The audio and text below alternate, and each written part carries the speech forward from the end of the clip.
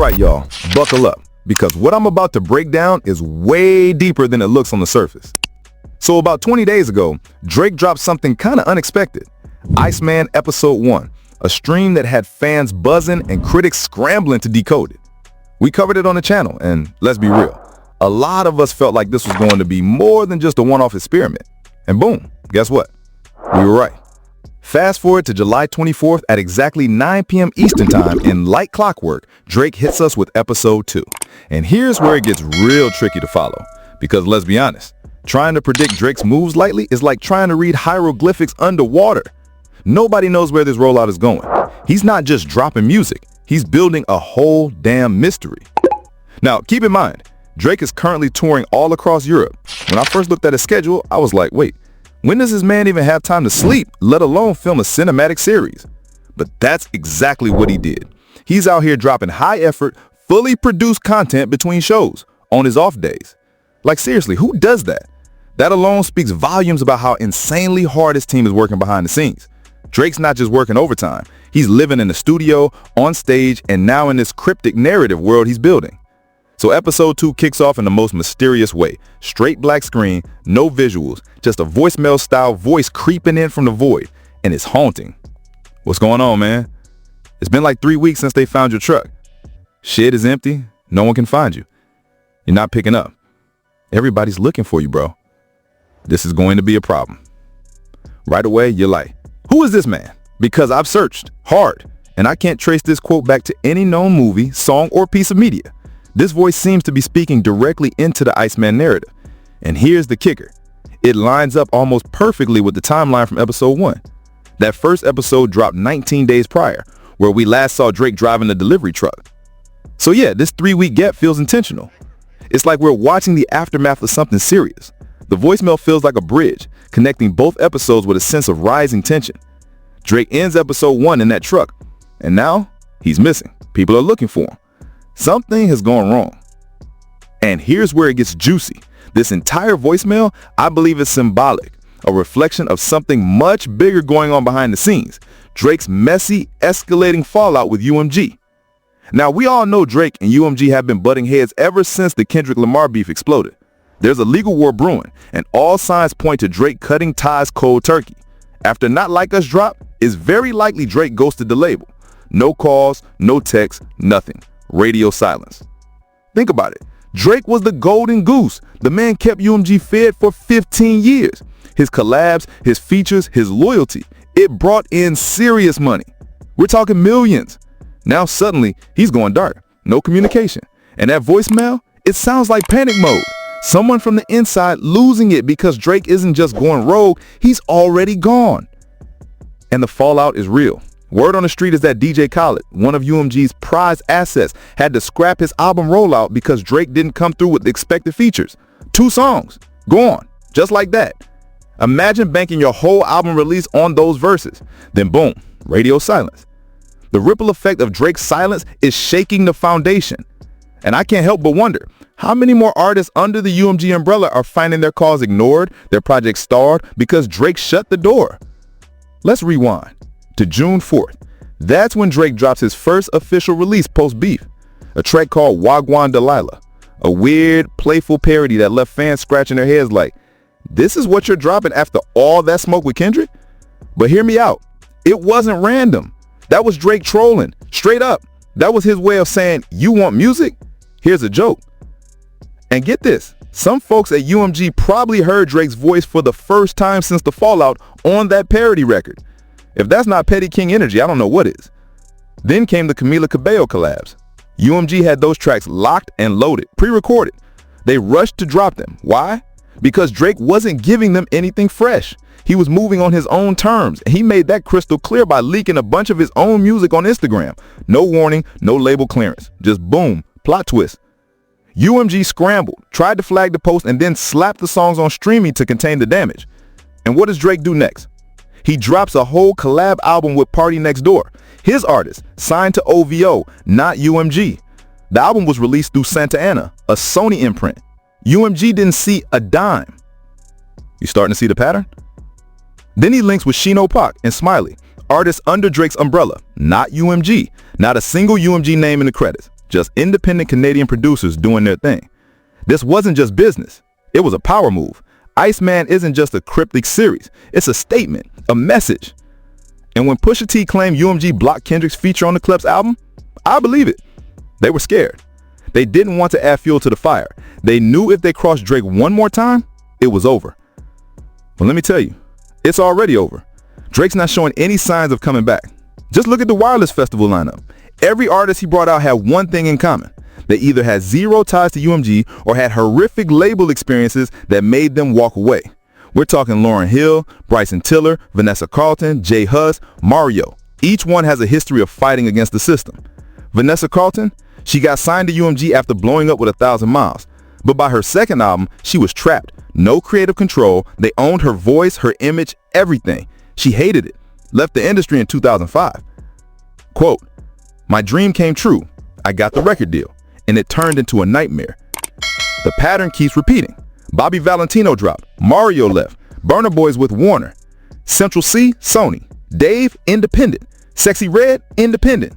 Vibes Cartel and Skepta, no UMG.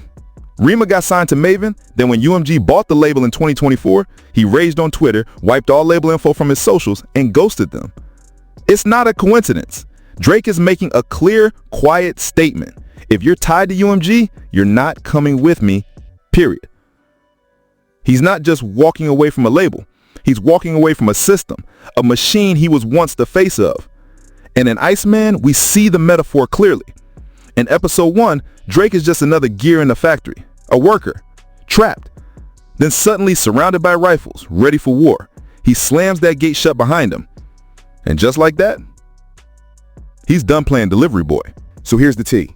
Some whispers in the industry suggest that Iceman might just be Drake's final contractual album with UMG.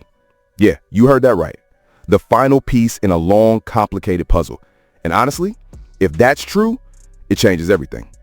Suddenly, everything starts to click. Think about it. This whole rollout, the symbolism, the tone, it's like Drake is clocking out from a job he's had for years. Iceman isn't just an album.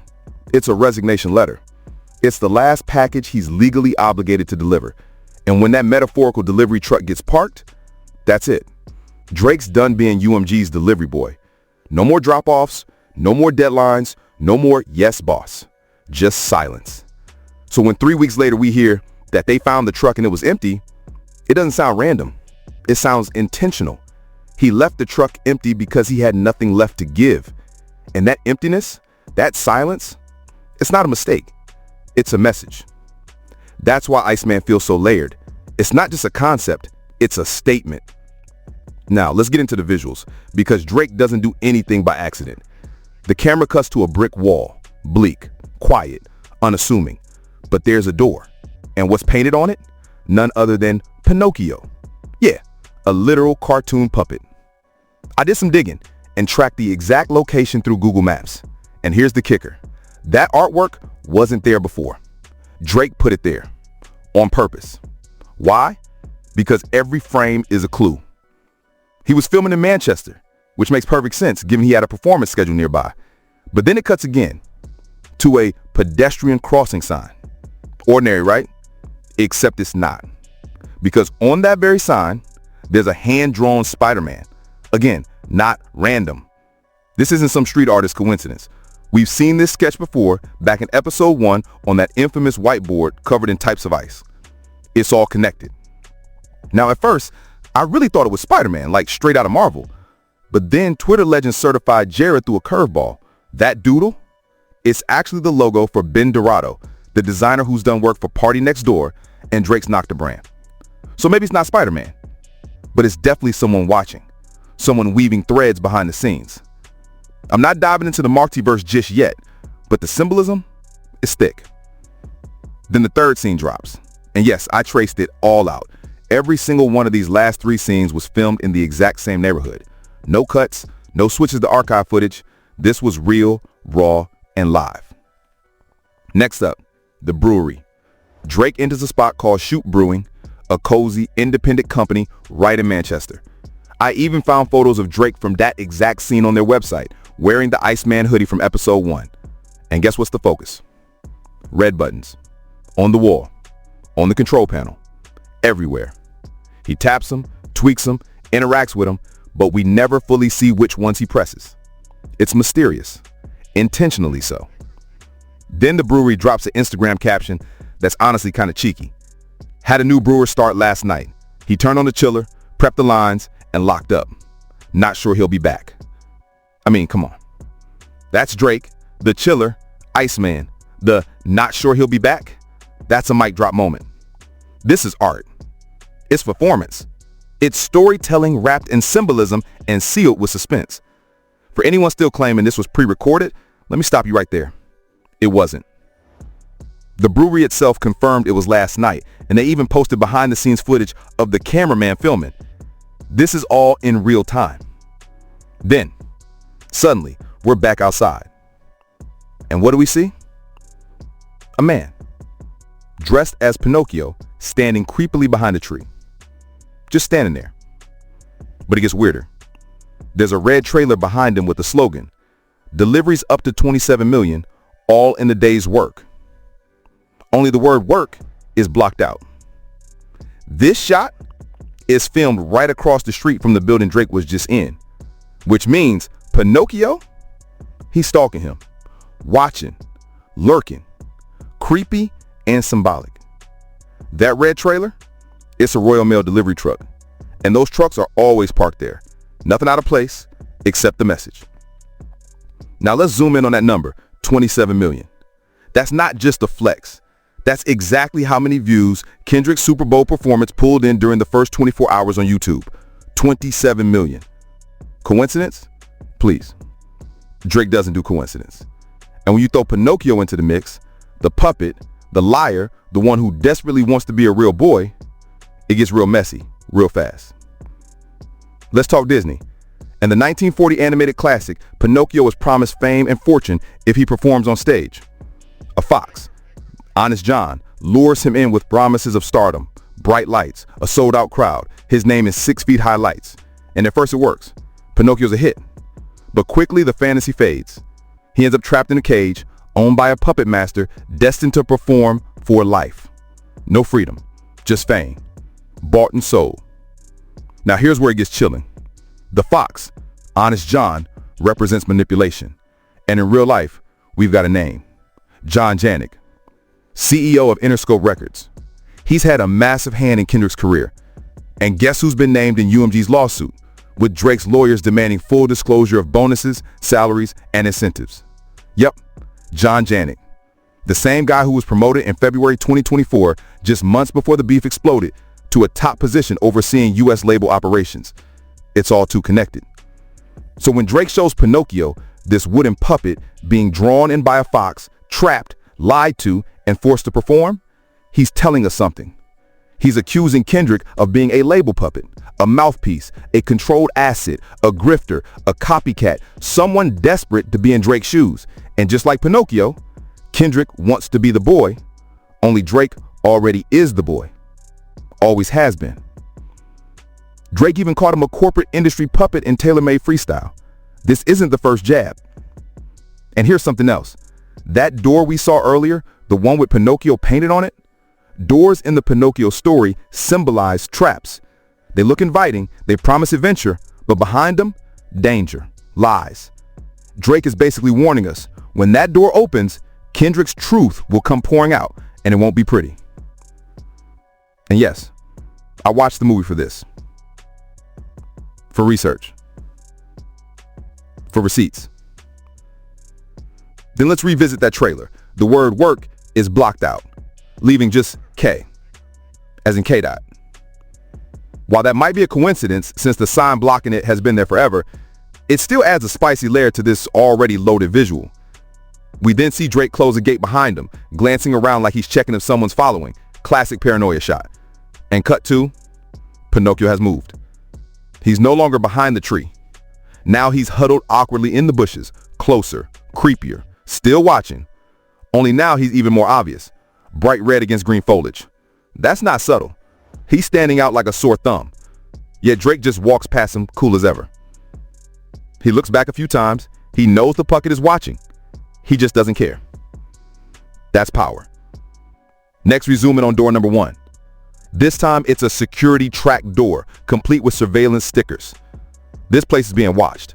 Big Brother is real, which, if you're Pinocchio, is very bad news, especially given what comes next in the stream. Then we're taken to a train station, Manchester Piccadilly, where a train to York is scheduled to leave at 2:44 a.m. I double-checked.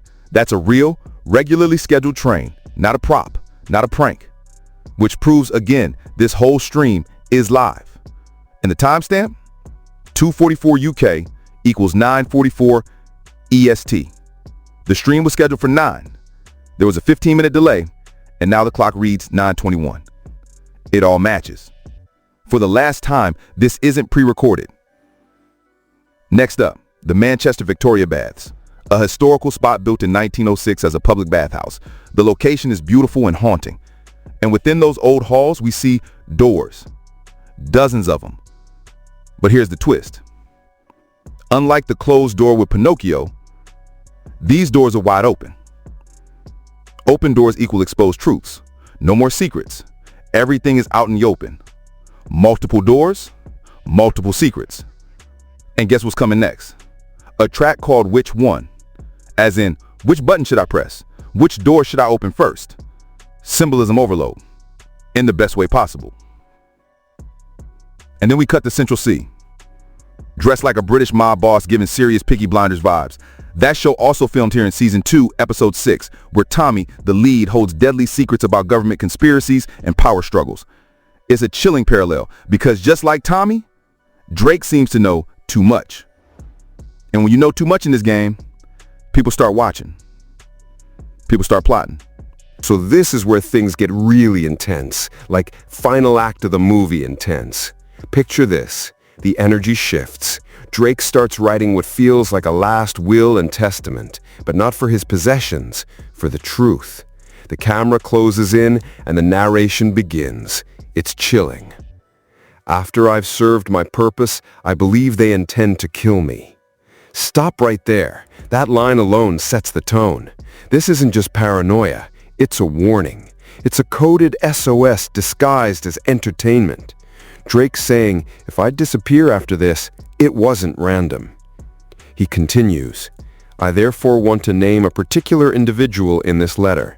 The agent who has initiated and orchestrated this crime is Major Chester Campbell of the British Secret Intelligence Service. In the event of my death, it is imperative he be brought to justice. Boom! That's a direct reference to Peaky Blinders, where Tommy Shelby writes a letter exposing his enemies in case he's assassinated. The implication is clear. Drake sees himself as the Tommy of the industry, moving through a world of lies and hidden agendas, with enemies in suits who want to silence him once he's no longer useful. It's dark, it's theatrical, and it's real. Then we cut to the top level of a historic pool, where Central C walks in, dripping with swagger and mystery. This isn't just a cameo, he's playing a role, maybe even channeling Tommy Shelby himself. He meets Drake at the top level and hands him a bag. Now, here's where it gets juicy. That bag? It could mean one of two things. Let's break it down. Option 1, it's filled with real-life dirt, receipts, screenshots, documents, secret info that no one was supposed to ever see. Maybe it's about contracts, fake streams, backdoor deals, label manipulation, or something about Kendrick. Whatever it is, it's powerful enough to scare people. It's a ticking time bomb, and Drake has the remote. Option 2, the bag isn't literal, it's symbolic. Maybe it represents the knowledge Drake has collected over the years, the silent understanding of how the industry really works, the power he holds quietly behind the scenes. Central C might not be handing over physical proof, he might be handing Drake the metaphorical torch. Either way, that bag equals truth. And someone definitely doesn't want it opened. Think back to the start of Peaky Blinders episode. Tommy's letter was full of secrets that could shatter the system. Drake's bag? Same energy. It's the truth bomb waiting to detonate. Now for a quick side note, yeah, I watched Pinocchio for all those parallels, but Peaky Blinders? That's a whole series. I didn't binge all of it, I mean, come on. But I did lock into that one critical episode, and wow, it was worth it. The scene transitions again. We now see a woman dancing alone in an empty pool, while Drake and Central C's haunting new track, Which One, plays in the background. This moment hits different, because normally, a pool means fun, energy, good vibes. A music video in a pool? You'd expect champagne, dancers, neon lights. But Drake, he flips the script. This pool is drained, it's empty, it's hollow. And the woman isn't dressed to party. She's in all black, dancing like she's trapped, not celebrating. The pool becomes a symbol of the music industry, glamorous on the outside, but bone dry and lifeless once you drain the illusion. The artist, like the pool, becomes a shell, used up, empty, dancing for an audience that's no longer clapping. It's so Drake to use something that looks glamorous and twist it into a slow burn horror story. It's not about the party. It's about the price of admission. And here's the thing, he's known for that. You can't just analyze his rap tracks. Drake hides messages in his R&B songs too. Happy melodies, sad truths, smooth vocals, brutal jabs. He's layered. He's strategic. Some songs are like Trojan horses. What sounds like a love ballad might actually be a full-blown diss track if you know how to listen. Trust me, if you think he's not talking about someone in those softer songs, you're probably missing the whole point. So after that eerie dance scene, Central C and Drake dap up. The bag, whatever it represents, is now firmly in Drake's hands. He walks off and the camera lingers at a plunge bath, an old-fashioned tub filled with cold water. Why show this? Because again, it's all tied to the Iceman theme. That coldness, that control, that calculated approach to the chaos around him. Then we get a sneak peek. Central C previews a new record. And look, I like the song. I'm not going to deep dive into that right now. But what's important here is why it's being played. It's not random. It's a buffer. Drake is using it to buy time, to move into position for what's coming next. During this song, the screen starts flashing quick, glitchy cuts of scenes we've already seen. A rewind, a breadcrumb trail, a reminder that this has been planned out frame by frame.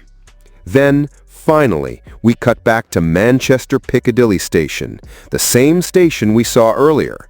This is the moment Drake needs to catch that late-night train to York. But something's changed. We see Pinocchio, yes, Kendrick again, chasing after Drake, desperate, out of breath. And Drake, he's calmly walking ahead, unbothered. He's miles ahead. This whole chase, it's symbolic. Drake is telling Kendrick, after everything you tried, after all the diss tracks, all the antics, all the smoke, you're still behind me. You've always been behind me. And you always will be. Because here's the truth. Lies can't outrun truth. The truth might be slower, quieter, more patient, but when it hits, it shatters everything. What's in Drake's bag, real or symbolic, is about to expose something that Kendrick can't compete with, something that can't be out-rapped, out-hyped, or explained away. And bro, if I'm Kendrick, I'm not sleeping well right now, like at all. I'd be tossing and turning, wondering what's in that bag, wondering when Drake's gonna open it up and let the world see. Drake even throws one last shot. Pinocchio, they can't see. My nose don't grow though.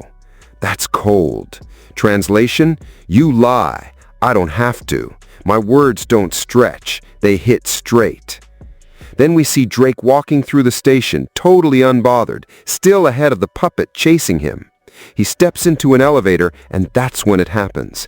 The instrumental starts. You know the one. That beat, you can feel it in your chest. It's the kind of beat you only use when you're about to drop something career-ending. And the symbolism couldn't be louder. Drake is in the elevator, rising. Meanwhile, Pinocchio is still outside, stuck on the ground. One is ascending, the other is chasing shadows. This beat, it's setting the stage for the final blow. I'm telling you, whatever track comes next is going to be the moment Drake finally opens the bag and lets the truth flood out. And I'll say it straight, those guys,